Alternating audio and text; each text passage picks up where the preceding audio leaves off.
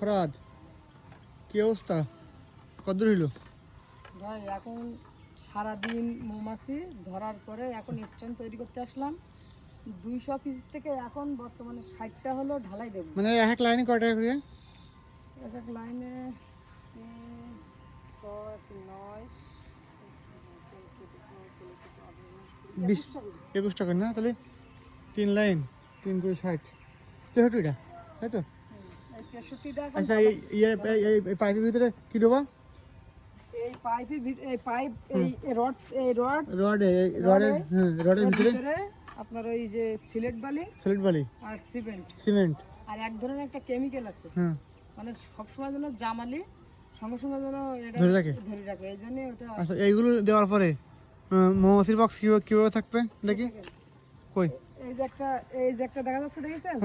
এইটা এই যে ঢালাইটার এরকম নিচু থাকবে দেখো, এই মানে এই জায়গায় পোত হবে কত? ও আচ্ছা আচ্ছা আচ্ছা, বুঝতে আর পারছি। এই হলো আপনার হলো বক্স থাকবে, এই বক্স থাকবে এই এটা মনে করেন এখন তো ঢালাই দেওয়া হয়নি, এখন তো বোঝা যাচ্ছে না। মানে এটা হলো পাইপের বরাবর থাকবে, মানে পাইপের এটাই 1-2 ফিট থাকবে পোত।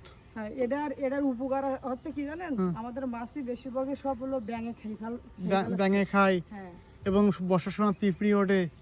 এই জন্য একটু এই জায়গায় 1 বিঘি পোত হবে মাটিতে। পোত হওয়ার পরে হয়তো মনে করেন এত দূর, এই জায়গা থেকে এত দূর একটা স্পেস থাকবে, এই জায়গায় মাছই থাকবে। সামনেটা এরকম একটু থাকবে, পিছনটা একটু উঁচু থাকবে, যেন ময়লা টয়লা গেলে যেন পরিষ্কার করে দিতে পারে। তাহলে মোট কত টাকা স্ট্যান্ড হবে? 200 পিস স্ট্যান্ড হবে।